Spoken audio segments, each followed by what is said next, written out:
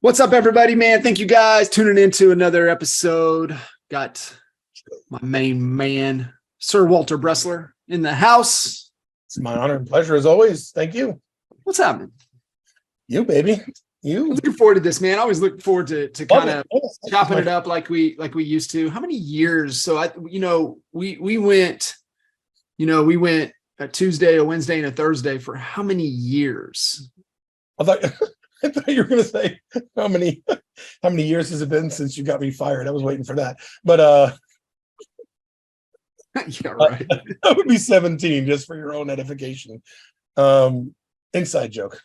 How many years? So we started you started in 2010, didn't you? I think so. I think right. we ran for what, a good 4 or 5 years with Tuesdays was around CHSA, and which was the listing side of the business. Wednesdays was buy side of the business, CHBA, and then Thursday open Q&A. Q&A Role role play. Yeah, we did that. Man, It's good stuff. it was really, really good. Going through it, you couldn't get enough of it. And I think a lot of, bad behavior and reactiveness creeped into where people felt they didn't have to be as skilled to close a deal over the last few years. And now, however, that bad behavior has creeped in. And I know you've seen it firsthand with a lot of the people that you work with, that, really dialing in on the sales side of things. But, kind of your observation and experience. I mean, kind of where's the state of knowledge and skill and expertise within, the real estate space right now? It's interesting. I saw a post by Dirk Zeller yesterday. Dirk Zeller is, right? I mean, he's pretty well-known real estate coach in the space. And Right. He was specifically commenting on the fact on how poor it is right now, right? And how basically people are not just undertrained, but they're underskilled. And it's funny. I'm trying to think who told this joke. I want to say it was Robert H. Schiller, but may not. He tells this story, and it's a long way to get here, but stay with me here. So tells a story about a farmer that buys this piece of land, and in the back of the land there's this big opening, and in the opening there's a bunch of pigs milling around, and he wanted to capture them, but every time he went to go grab them, they took off. So one day he put a pile of feed in the middle of the clearing, and then he dug a hole and stuck in a fence post, and then the next day he did it, and after about a month or so he had an entire corral built, and he that night he put the door on it, and he put the big pile of feed in the middle of the cage that he had created, the corral he created. And that next morning, all the pigs ran in, and he shut the door on them. And now he had them, right? And the moral of the story is there's no such thing as a free lunch, right? Like you just can't come into the real estate industry and have deals fall out of the sky like they did from the end of 2020 to the beginning of 2022. That's not normal. That was like manufactured, right? Yeah. And while I'm a firm believer that something good usually happens after something bad, that was terrible for real estate agents. Terrible, because it taught them nothing, right? There's agents out there that think negotiation is how much do I need to get my client to pay for this house to beat everybody else out, And so I think that's part of the problem. The other thing is we've got about 1.5 million realtors, just under 2 million real estate agents in the industry. And a third of those people got in from 2013 on, and then this, right? This to this 2020, then this from 2020 to 22. They don't know going down. No, nobody knew what having a bunch of expireds was. I'm saying that all they know is consistent growth to hockey stick growth. And so it's not their fault, right? They didn't make it happen, but there's a reason that the agents that the most successful, the most financially successful, the people with the greatest businesses and the greatest lifestyles right now are the ones who fought their way through the Great Recession, which is where we were, right? That we started. I mean, Jay and Mike started talking to agents in 2004. Things started to take off in 2006. The bottom fell out, and from 6 to 8, we did stuff on the side. And Kinder Reese was created specifically in 2008, and in 2010 we went to NAEA, right? And we hadn't even hit the bottom yet. 2011, 12 was the bottom. And then 13 things started to pick up. So, the people that made it from, let's just call it for lack of a better time frame, 7 to 12 are the agents who have the biggest, the most successful real estate agencies in the country. You know what I'm saying? And now, most of them could, if they wanted to, step out of the business. A lot of them have, and create great lives for themselves because they figured out what you had to do, what to say, when to say, how to say. They learned how to manage their emotions and how to not let the fear creep in, and to realize that, you can't just stand there and wait for business to come to you. And I think by the stuff you're talking about, I know why you brought it up, is that the people that are most successful today learned what they had to do and what they had to say and what they had to make happen in order to succeed in a transitioning market. And I think people are woefully, and I think Dirk used that word too, I think people are woefully underskilled, woefully undertrained. I think from an emotional management standpoint, I think a lot of people are still very scared, and that fear has paralyzed them. You probably get asked this, you're on podcasts a lot, you do a lot of speaking. People ask me, hey, what's the one thing that makes salespeople successful? And it's like, how do you like boil it down to one thing? But I think I finally did. And is successful people do the things that they need to be successful. They do the things that unsuccessful people won't do, and they push through the fear to make it happen. What are those things?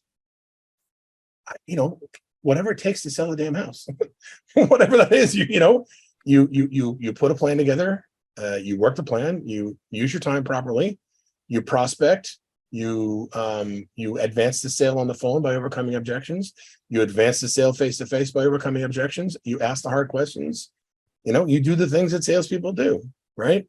Prospecting, going on listing appointments, going on buyer appointments, showing homes, marketing, advertising, social media. And then when you make money, you reinvest it back in your business. And eventually you do things to get yourself out of the things that don't make money so you can grow from there. Yeah. Right? So unpack that though, because, it sounds so simple, but give me, I'm frozen. I'm frozen. What do I do? I'm frozen. I don't even know what to do. Well, the first thing you gotta do is you gotta figure out why you're frozen. Right? You've got to unfreeze. You know what I'm saying? And awareness is your best friend in that respect, right? Right? If we're frozen, there's a reason that's causing that fear. For 2/3 of the real estate agents on the face of the planet today, what's frozen them is this fear of rejection, this need for approval, this need for acceptance, this I'm not good enough unless I accomplish something. And that they're their own worst enemies. You know what I'm saying? That those limiting beliefs, those thought processes of I can't succeed, I can't be successful, And that's the first step. If I'm frozen, I got to get myself unfrozen. Now, part of getting unfrozen is analyzing it. And Tony Robbins says it's okay to go there, just don't stay there. Go and figure out what it is and work on it. Just don't stay stuck in that story. And then as you're doing that, you start taking action and start doing things, right? So if I were, Mike Reese always said this, if you were going to start my life over as a real estate agent, just start me in the middle of the city, I would start calling expireds, right? But if you're frozen, you work on getting unfrozen, and then you take action at the same time. You get leads, you call those leads. There's no shortage of leads, right? You can go low hanging fruit if you have to. Call expireds, withdrawals, for sale by owners. Do some circle prospecting. If you're with EXP, or you've got a ridiculous number of opportunities to generate leads for free with somebody else's listings, your own listings, right? There's no shortage of way to generate leads, and then you work on calling those people, and the people you talk to, you build relationships with, and you nurture leads. You do your open houses. People, they try and circumvent real estate job by being, trying to be a social media expert, trying to do the AI thing, neither of which are going to save your bacon in real estate right now. And then, you do the things on a day-over-day basis that make real estate agents successful, which is prospecting, nurturing leads, getting in front of people, building your relationships with people, do some social media, right? Work on your past clients and sphere, and talk to people and sell houses. That's the most basic fundamental aspect of being a real estate agent, right? Yeah. Right. That's it. Those are the things you have to do. And the thing is, people are doing everything they can not to do that. They go to seminar and webinar after webinar, and nothing against AI. I think AI is great. I'm saying? You've got to be able to work with it at some point to be successful in real estate agent, but it's not going to sell homes for you. You've got to do social media. Right? You're on social media. I'm on social media. How long has it taken us? We've been in the real estate industry since Jesus wore short pants, right? How long has it taken us to build our brand? Yeah. Years. What's that? Years. Yeah. And we know people. We know thousands of people, And so you can't just rely on all this organic stuff and hope that it's going to send people your way. You've got to do the nuts and bolts stuff of being a real estate agent. Am I wrong? I mean, am I missing No, something? you're spot on. Okay, if I missed something, let me know. But I'm feeling like that's the right answer. It is the right answer. You are the I mean, you studied the market. I mean, you dive deep. You know the numbers. Mhm. How many real estate agents? So we're 1.5. I mean, where do you see it going? But more importantly, I guess my question is, out of the 1.5, what's the percentage that have been licensed, since maybe 16, less than 10 years? So we got 1.5 that are licensed. How many? Yeah.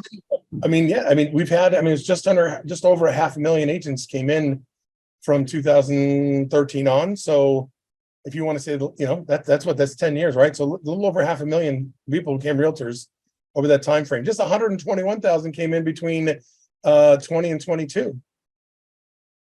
Right, So, a quarter, 20% of those people, right? Yeah, so 20% of those people, a little more than 20% came in just in those last 2 years, 20 and 22. Right, all these people are running around saying, "Oh, by the first half of the year, 60,000 realtors left." Okay, great, ebb and flow. But the thing is nobody has any comparisons to any prior years. I mean, if you go, I mean, if you want to add this in post, you can, but you can go to Statista, and they have annual number of realtors all the way back to the day they started realtor, the realtor NAR, right? You can go all the way back, and it'll show you, growth, and was stagnant for a long time during the 70s and 80s, and then it rose, precipitously up to, I think, 1.41 or 4.2 million realtors at its peak in 7 and 8. And by the time we got to 9 or 10, we were literally below 1 million realtors. Right. So, I mean, it's the only time we've seen these huge growth spurts and retractions has been since 2007 or 8. Other than that, it was steady she goes, what's the top reason why you look at, the whatever, 500,000 plus over the last 10 years that have gotten into real estate? For me, I fell into it. It wasn't, like, this is what I want to do. But what do you see that is like the top reasons why, over the last 10 years that folks have gotten into real estate? I mean, I'm already not popular, but this is going to make me even less popular. Easy money, right? And if you look at it from the outside in, you're looking at all these people, oh, houses are selling like crazy. You've got a friend who's made a lot of money in real estate. You don't know how they made the money. You don't know how hard they worked. I'm saying, how many hours they put in. All you saw is they got a new car, they got a new house. And here's the thing. I mean, most realtors, you talk to them, things are great. I'm so busy. I'm crazy busy. They don't tell you what they're busy on, but the average real estate agent still only makes around 50 plus grand a year. It was in the mid to high 40s, but that's, went to 50 plus only because home prices went up, right? Yeah. We're still selling 4 to 6 homes a year per agent. And the average agent makes like 53,000, and their number one expense is their car. That's what it looks like, And so I think people get into the business because they see time freedom, money freedom, location freedom, like Coach Cliff says, right? But they don't see the grind and the hard work and the effort and all the other stuff that comes with getting to that point. Yeah. Right? That time freedom, that location freedom, that money freedom, it comes at a very significant cost. And I think people don't realize what that cost is, and they see the money, they see the opportunity, but they don't see, the moat of alligators in between that, right? You see the castle from a distance, it looks beautiful, but you don't see the moat full of alligators you got to get across to get there, Yeah. All kind of forecast seeing, agents exiting the business. Mm-hmm. Obviously, we know where a bunch of people are grasping for salvation, so they're making a bunch of jumps here and there, but there are amount that are exiting. Mm-hmm. Who are those folks going to be? Who are the agents that are going to be exiting the business over the next 6, 12, 18 months? The unskilled, the people who are not skilled, the people who don't have a plan, the people who got in and just literally took advantage of what was just coming to them. And I mean, for instance, let's just take a look at COVID. COVID came, we've been looking at the numbers, and things had actually started to slow down around 17 and 18. Right. We were already ready for the natural slowdown in the real estate market, right? right? Yeah. The average business cycle is right around 8 years, 6 to 8 years. You know what I'm saying? So we have 14, 15, 16, 17, 18. Things started to slow down. We get to 19. We started to level off, right? We were just getting ready for things to kind of level off. And then COVID hit in 20. And the first half of it, like the first half of COVID, scared the crap out of people. And all the people that were relying strictly on referral business and people that they know, they jumped ship because they hadn't built a skill set. They hadn't built a steady stream of business other than stuff that was coming their way, which, as we talked about, is very unscalable. And then all of a sudden the market took off and people just jumped in with both feet and they were running around as fast as they can to grab whatever they could grab. And now things are starting to slow down again. And it's the same thing. The people that didn't have a plan, that didn't have a strategy, that were uncoachable, that didn't want to be held accountable, that didn't learn what they needed to learn to do what they needed to do to stay, those same people are going to be getting out of the business again. You know, I mean, you know, we study the emotional side, the mental, psychological things, side of things, I think a lot more than most people do. You know, the reason that people don't want to be held accountable, they don't want to be coachable, is not because they're stubborn or ignorant. It's because they don't want to look bad to other people, right? They don't want to look like they're letting somebody down. They don't want to look like they don't know what they're doing. Okay. And it's not their fault. It's just that when you have a strong need for approval, a strong need for acceptance, and you have self-esteem issues and self-worth issues, the last thing you're going to do is expose yourself to somebody and say, geez, I feel insufficient.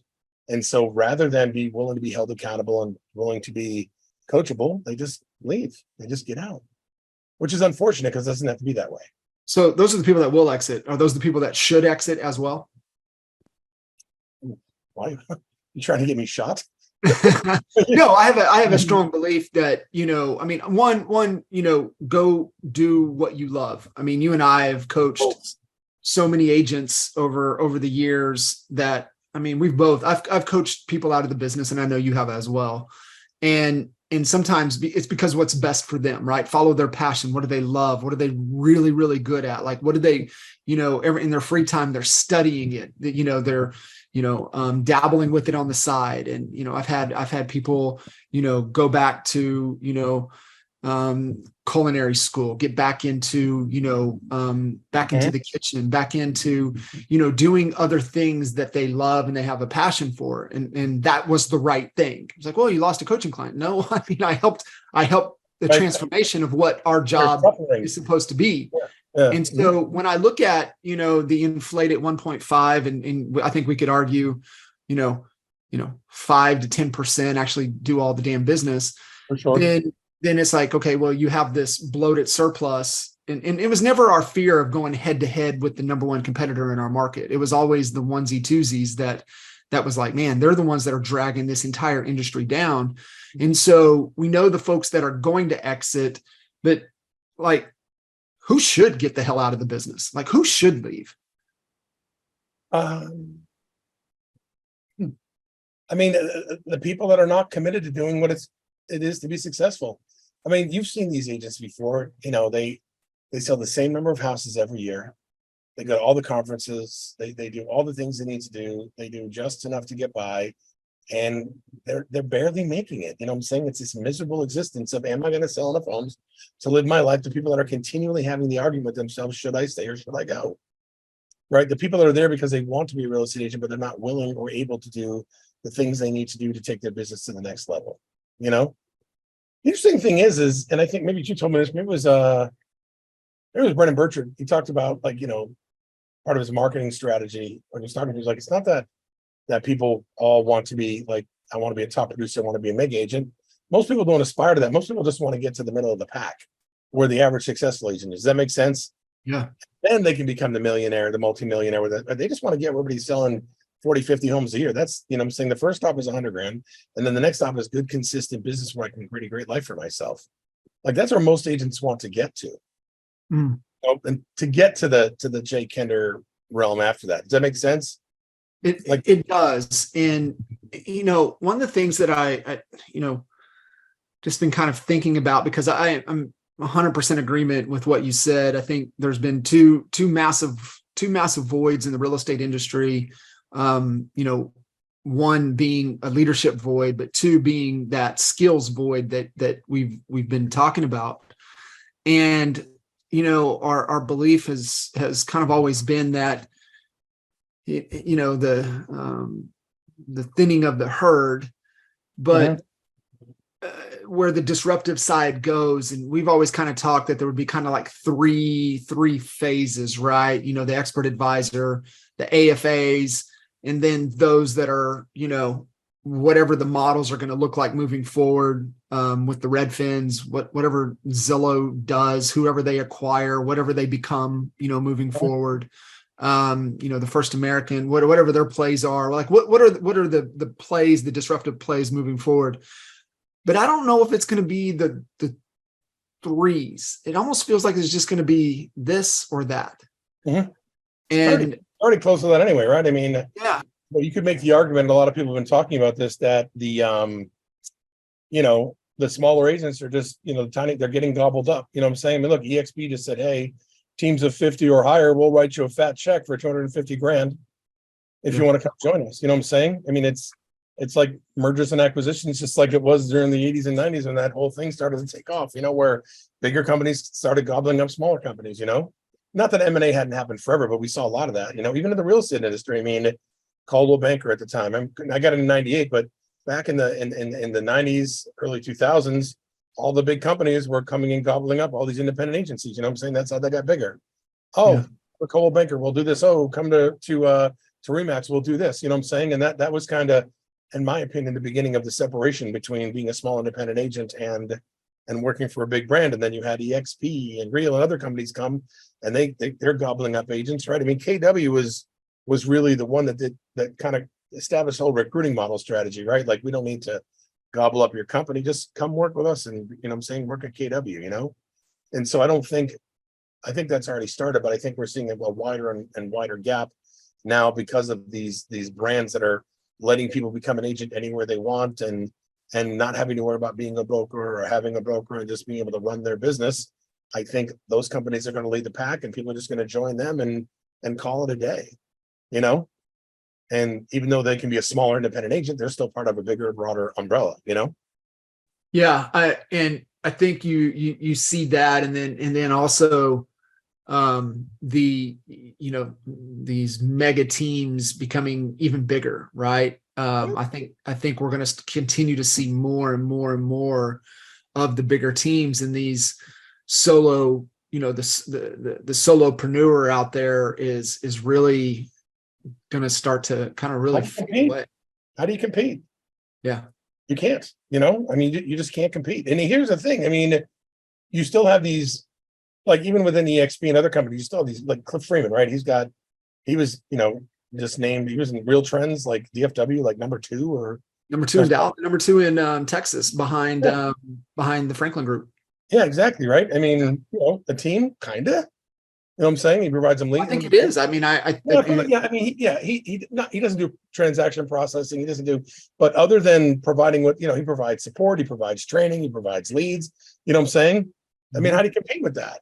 You know what I'm saying? Your organization sells over 500 homes a year. The owner of the company is willing to invest the money in marketing and advertising. I mean, how do you compete with that? You go to the kitchen table, you're a solopreneur, and then somebody from the Cliff Freeman group comes in and says, hey, we've got 35,000 leads in our database. We sell over 500 homes a year. We're going to generate more demand than anybody else to get, your people through your door. We've got a luxury division. You know what I'm saying? You've got like the full set of dishes, basically. How can somebody who's a tiny little agent compete with that? Yeah. And, I mean, I've kind of been pro, kind of when you break down the 8 stages, I've always been kind of pro stage 1, stage 2 really has to be on a team. And I've always felt that. But I think now it's like, you don't like get on a team. If you're doing less than 2 deals a month on average, get on a team. Absolutely. Yeah. And I think that's where and I think we've got it backwards here in our country. I can't speak for any other country. I've never lived anyplace else. Here, we think vulnerability is weakness, and we feel that independence is strength. And it's the opposite of that. Vulnerability is strength, being willing to say, I don't know everything.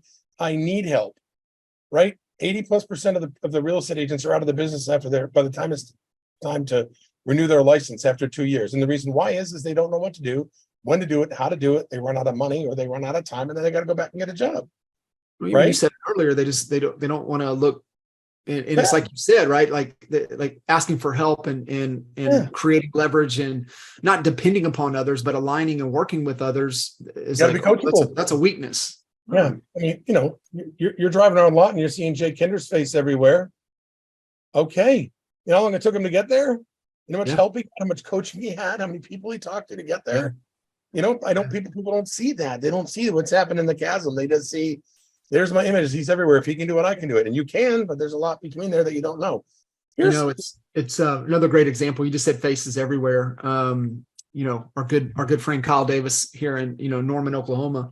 Mm-hmm. Kyle has built an incredible business, and amazing. What is he? 15 plus years at it, and he just now is doing billboards. And it's his face is everywhere. Like, I mean, just the buzz that is created, but that's 15, 16, 17, 18 years later. Yes, exactly. Yeah. I mean, literally, when we started coaching him, he was doing like 35, 40 transactions. On the way to 500, by the way. Yeah, I know. That's what I'm saying. But look how long it took there. You know what I'm saying? He's amazing. And, we talked about hiring an administrator. This we're talking like, should I hire an admin? You know what I'm saying? And he's had some contraction along the way. He's had some challenges along the way. Sure. He's had to fire, and he's had people that he had to hire. It takes a long time to get there. You know what I'm saying? They don't know all this stuff. How many agencies worth building, anything that is going to be standing the test of time takes over 10 years. We know that. Yeah. I mean, 100%. It's just plain and simple. It's just it. I think Zig Ziglar said it best. He says, anything worth doing is worth doing right, but it's also worth doing wrong until you can do it right. Yeah. Does that make sense? I think, and while you were talking, I looked something up. So the MLS book stopped being published in 2003. Okay. But it was still pretty strong up until like when I got in the real estate business in 1998, it had already started being phased out. But back prior to 2000, for the most part, if you wanted to get information about a house, you went to somebody's office. It was a lot easier to be a real estate agent back then from a lead generation standpoint. You could even work part-time back then because people had to come to you to get the book. They had to meet you. Come to your office. Does that make sense? Yeah. It's like my kids, like when they see a payphone, like, huh? What is that? You guys want to laugh? Just Google teens using rotary phones. 7 minutes long. Funniest thing you'll ever seen. Guys, I'll give you guys $100 if you can make a call on this. They don't get it. They can't get it. It's hilarious. So just like my kids, when I had to ask Caroline when she was 14, show me how to use Instagram. So we're even. But the whole point is like back then you could be a part-time agent, right? You could succeed and do well because people were coming to you, That's not the case anymore. Yeah. Like you've got to go, like there's so much information available online. You got to stay in touch with people, build that relationship, and keep working on that until you can get sales done.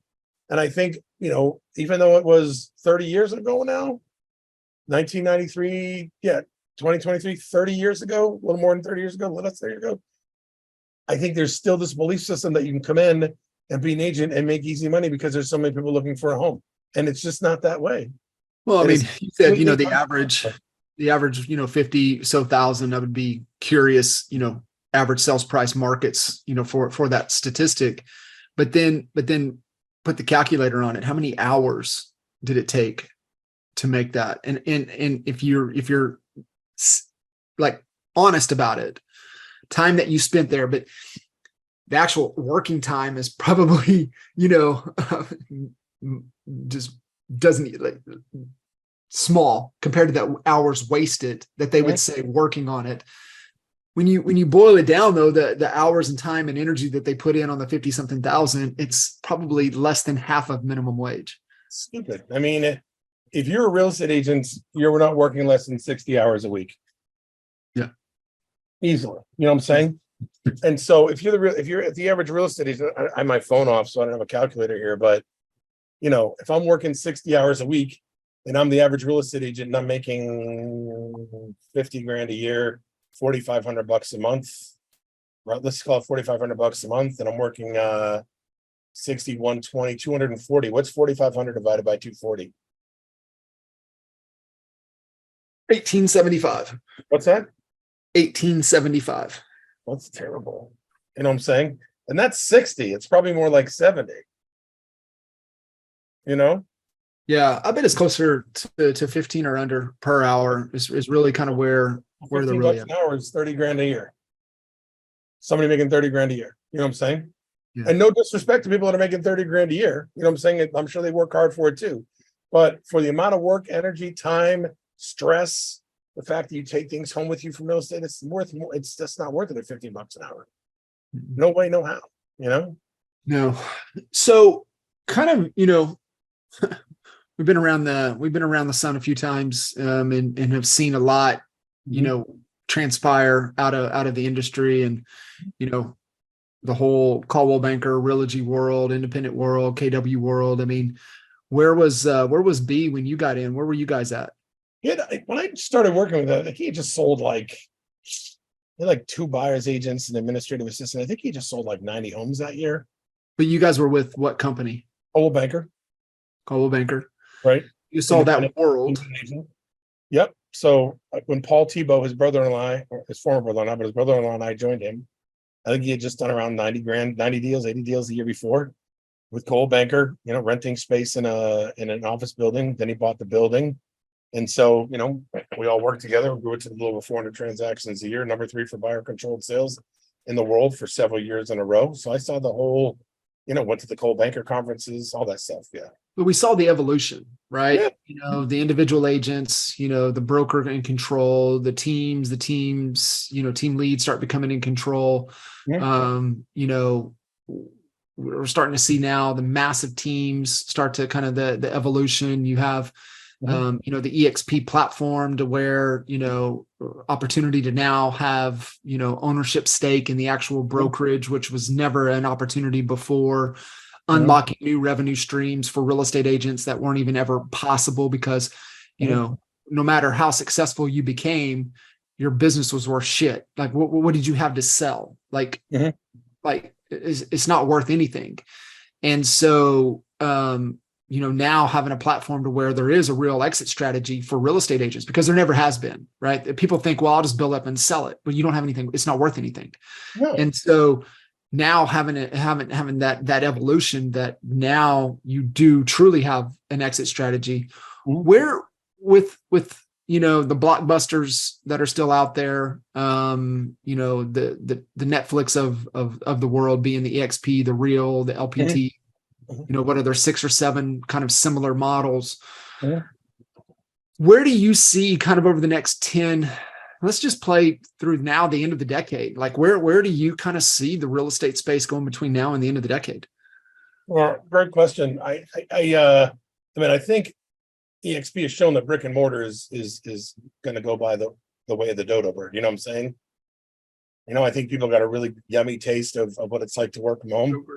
Yeah, right. Anybody know what the dodo bird is? Look it up. But anyway, so going to go by the way of the beta. Have I moved forward enough yet? How much more? You know what I'm saying? I mean, the flip phone. There we go. It's going to go the way of the flip phone. Although that's back now too. The whole point is, I think brick and mortar is becoming increasingly unnecessary for real estate. And to your point, like if I'm going to be a new real estate agent and I'm going to join a company like EXP where everything is cloud based and whatnot, I definitely need to get on a team or an organization within EXP just to make it work. Right? It's really not built and crafted for the new agent. You know what I'm saying? With the amount of help you need and direction you need, leads and all that stuff. But number one, I don't see like actual brick and mortar other than renting out space to have conferences and conference meetings. I think brick and mortar is going to go by the by. You know what I'm saying? And I think even bigger companies like KW, maybe Remax. I think they're starting to see the writing on the wall as well. That people are going to start working more and more from home. And look, if I'm going to have AI at work and I'm going to start using my image, and I'm going to have either my talking head or somebody else's talking head doing presentations for me, meetings for me, conversations for me. There's no reason for to do that. And I think, unfortunately, some of these bigger companies, are going to have to make adjustments with respect to rev share and offering healthcare and all kinds of other stuff because agents need it. You know what I'm saying? They're going to need something. There's really no reason not to join a brand that offers healthcare and rev share because at the end of the day, no one's hiring because of that brand. Yeah. Right? Look, EXP offers all kinds of advantages for real estate agencies, but NAR reports every year that less than 3% of the people out there who buy and sell homes choose their agent based on the brand. So I think, right, there's new companies coming up. You got LPT, you've got Real, you've got EXP, you've got all kinds of other companies that are coming out with this rev share brand, this rev share strategy, which is amazing. And health insurance and all kinds of other ways to make it look as much like working for a company as it could possibly would be without the guarantee of the salary. Yeah. And I don't see how that's going to fight. The one thing I'd like to see change is increasing the requirements to become a real estate agent. Quite honestly, I think it should be a lot harder. I think it should be a lot harder to become a real estate agent. Canada has it pretty dialed in, right? 3 years. Yeah. 3 years to become an agent. And is that too much, or have they got it right? No, I don't think it's like I was in high school and college, like you'd have to write a paper. How long do I have to write how long does the paper need to be? Until you've said what you need to say, right? Sometimes it have page limits, but sometimes like say until you need to say. I think it really isn't so much how long as to what you've learned along the way. You know what I'm saying? Like, obviously, when's the last time anybody did a meets and bounds survey? 1927. You know what I'm saying? You want to teach somebody something, teach them how to market and advertise, teach them how to manage a budget, teach them how to do a P&L, teach them how to negotiate, teach them how to build rapport, teach them how to be a professional, right? Teach them how to mentor people, teach them skills that are actually used in the real estate business, right? How to build relationships, all that stuff. Make it like a college course. You know what I'm saying? Yeah. Even though we're on, there's no need to go to college. You can make a truckload of money. Okay.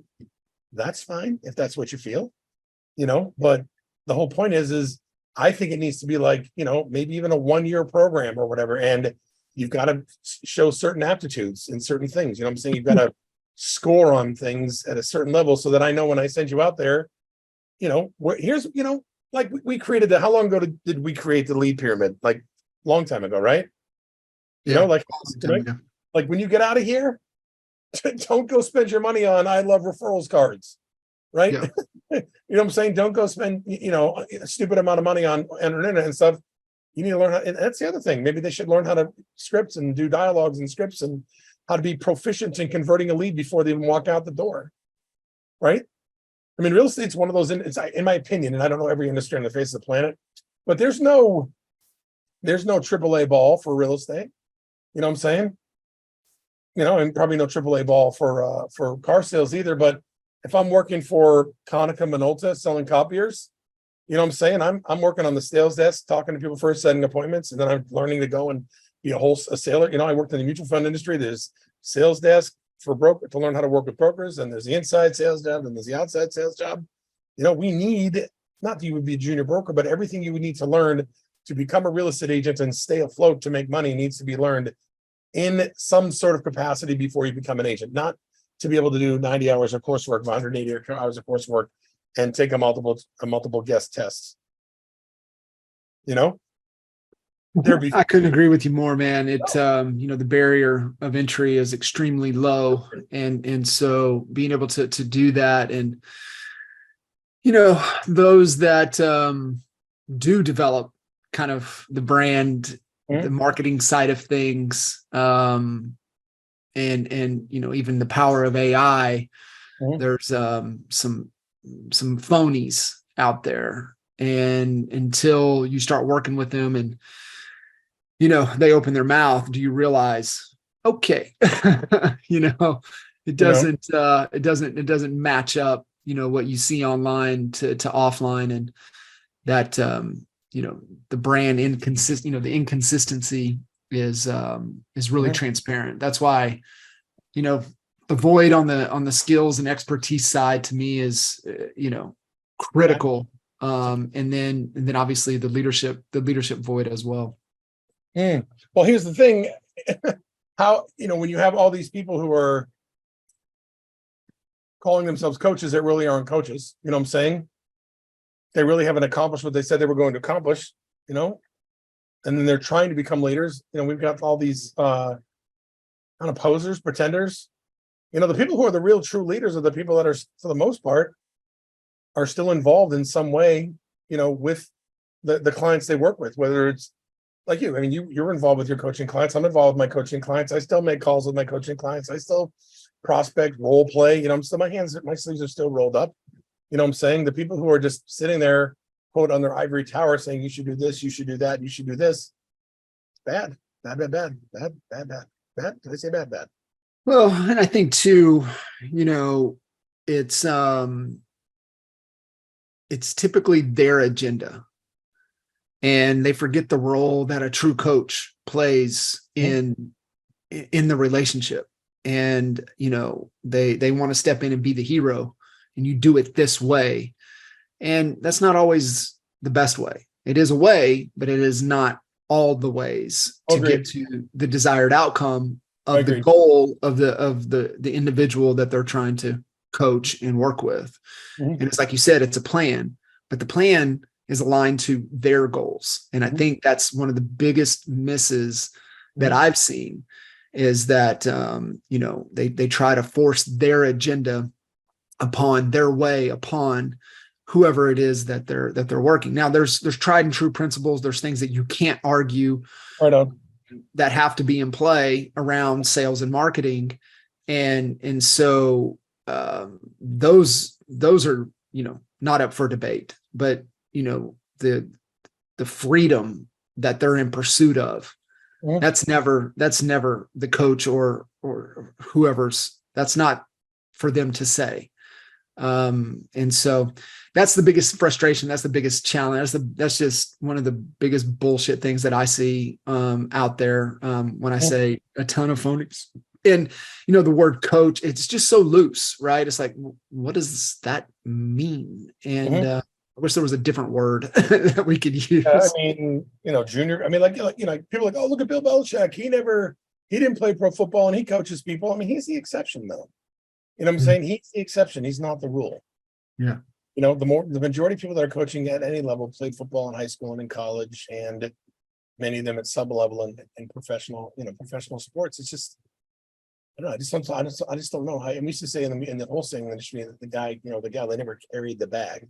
Meaning they didn't go and have to work their way into somebody's office and find the top producers and build a relationship with the top producers and help the top producers grow their business anymore, however long that took, Same thing, if you've never sat across the table from somebody in a listing and worked with them and negotiated with them and fought the uphill battle to get them signed listing paperwork and price their home properly, how can you explain everything else behind what happens? You know what I'm saying? How do you explain the emotional side of that, the negotiation side of that? You know what I'm saying? You can't teach the esoteric side of it. I think Craig Proctor said this best. I saw him speak a long time ago. He said, what's the difference between a real Rolex and a fake Rolex? And the difference is imitation versus innovation.